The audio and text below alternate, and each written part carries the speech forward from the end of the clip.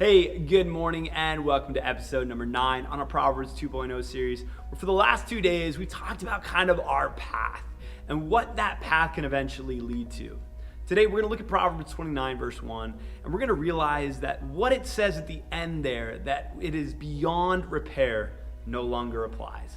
So let's get started.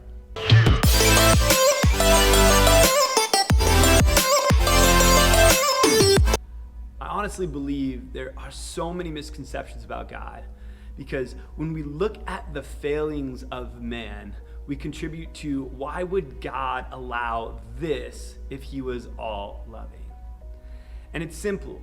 When we look at verses like Proverbs 29:11, we realize that there are so many people that still believe that what they've done is beyond repair.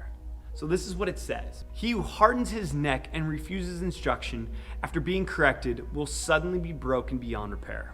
I know when I was younger, I always used that phrase, broken beyond repair. You know, if something wasn't working, it was simply just broken beyond repair. And I think our society has just adopted this mentality that if it's broken, don't fix it, just get a new one. I love the older generation.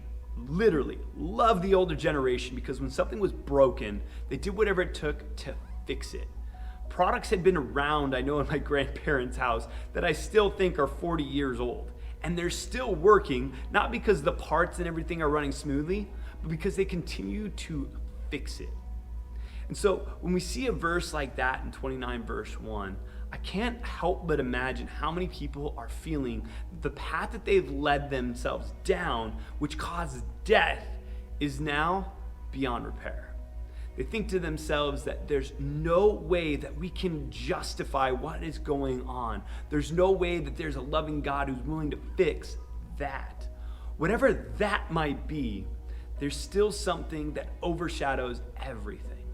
It's the love and the sacrifice and what Jesus did on the cross that makes all of that a thing of the past.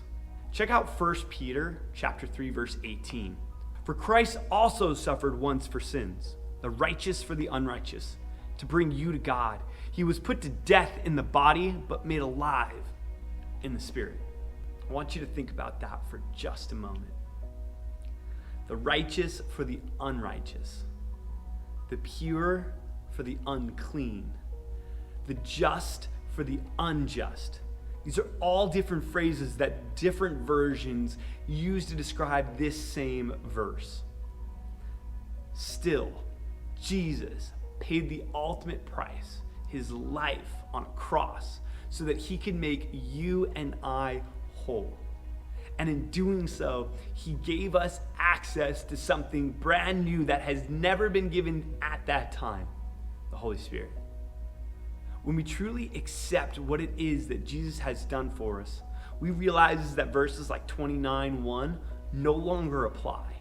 There's no longer this idea that suddenly we're broken beyond repair. We're never broken beyond repair. There's never something that can separate us because of what Jesus had done on the cross. His ultimate sacrifice is what gives us access to the Holy Spirit. I don't know where you're at, and I don't know where your day is starting. But no matter where you are, you're not too far gone.